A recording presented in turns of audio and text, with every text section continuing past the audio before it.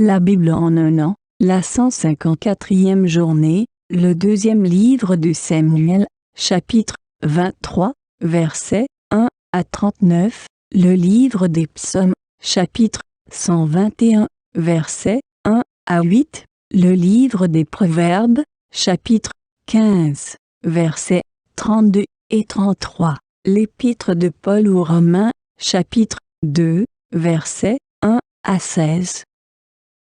Le deuxième livre de Samuel, chapitre 23. Voici les dernières paroles de David. Déclaration de David, fils d'Isaïe, déclaration de l'homme haut placé, de celui que le Dieu de Jacob a désigné par onction, du doux musicien d'Israël. L'Esprit de l'Éternel parle par moi, et c'est sa parole qui est sur ma langue.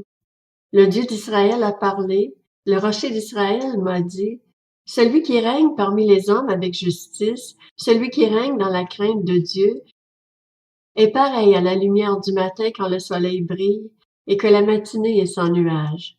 Après la pluie, ses rayons font sortir de terre la verdure. Il en va de même pour ma famille devant Dieu, puisqu'il a conclu une alliance éternelle avec moi, en tout point bien réglée et bien gardée.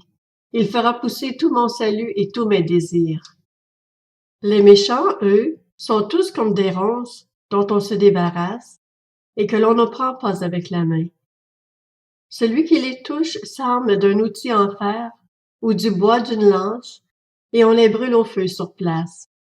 Voici le nom des vaillants hommes qui étaient au service de David. Josheb-Bashébeth, le Takémonite, était le chef des officiers. Il était aussi appelé Adino Lesnite, et il fit 800 victimes en une seule fois. Après lui figurait Éléazar, fils de Dodo, et petit-fils de Nakoshite. Il était l'un des 3 guerriers qui, avec David, défièrent les Philistins rassemblés pour combattre, tandis que les Israélites se retiraient sur les hauteurs. Il se leva et frappa les Philistins jusqu'à ce que sa main soit fatiguée et reste collée à son épée. L'Éternel accomplit une grande délivrance ce jour-là. Le peuple ne revint après Éléazar que pour procéder au pillage. Après lui venait Shamma, fils d'Agé, originaire d'Arar. Les Philistins s'étaient rassemblés à l'éché. Il y avait là une parcelle de terre remplie de lentilles, et le peuple avait pris la fuite devant les Philistins. Shamma se posta au milieu du champ et le protégea. Il battit les Philistins et l'Éternel accomplit une grande délivrance. 3 des 30 chefs descendirent vers David à l'époque de la moisson. Ils se trouvaient dans la grotte d'Adulam et une troupe de Philistins campait dans la vallée des Rephaïm. David était alors dans la forteresse et il y avait une garnison de Philistins à Bethléem. Pris d'un soudain désir, David demanda « Qui me fera boire de l'eau de la citerne qui se trouve à la porte de Bethléem? » Alors ces 3 vaillants hommes pénétrèrent de force dans le camp des Philistins et puisèrent de l'eau dans la citerne qui se trouve à la porte de Bethléem. Puis ils l'apportèrent et la présentèrent à David, mais il refusa de la boire et il la versa comme une offrande à l'Éternel. Il dit, « Certainement, Éternel, je ne vais pas faire cela. Pourrais-je boire le sang de ces hommes qui sont partis au péril de leur vie? » Et il refusa de la boire. Voilà ce que firent ces 3 vaillants hommes. Abishai, le frère de Joab et le fils de Tsurujah, était le chef des 3. Il brandit sa lance sur 300 hommes et les tua. Il eut une grande réputation parmi les 3.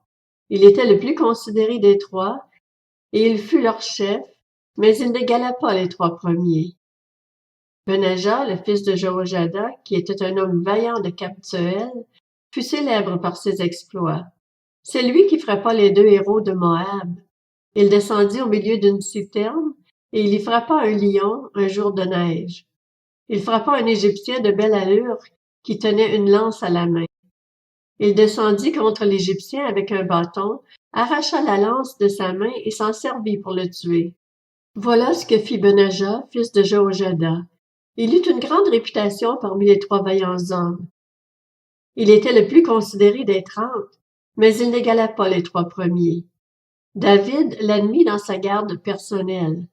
Parmi les 30 figurait aussi Asaël, le frère de Joab, Elkanan, fils de Dodo, originaire de Bethléem, Shama et Élika, tous deux originaires de Harod, Életz, originaire de Pélet, Ira, fils d'Ikesh, originaire de Tekoa, Abiézer, originaire d'Anatoth, Mebunai, originaire de Husha, Salmon, originaire d'Akoak, Maharaï, originaire de Netopha, Éleb, fils de Baana, lui aussi originaire de Netopha, Itaï, fils de Ribaï, originaire de Gibea, la ville des Benjaminites, Benaja, originaire de Piraton, Idaï, originaire de Nakaligash, Abi-Albon, originaire d'Araba, Asmavet, originaire de Barkum, Eliagba, originaire de Chaalbon, Beni Jachen, Jonathan, Shama, originaire d'Arar,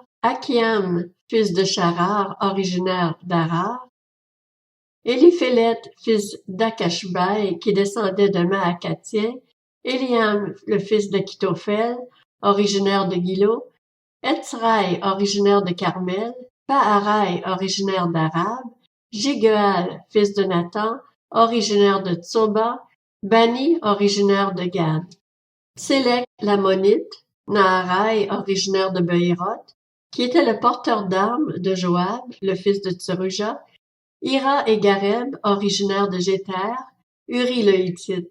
En tout, ils étaient 37. Le livre des Psaumes, chapitre 121.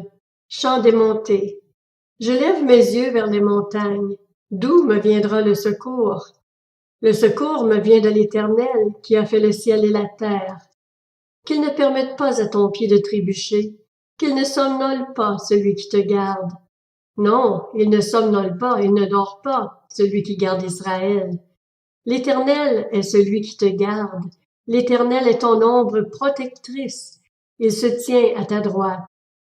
Pendant le jour, le soleil ne te fera pas de mal, ni la lune pendant la nuit. L'Éternel te gardera de tout mal.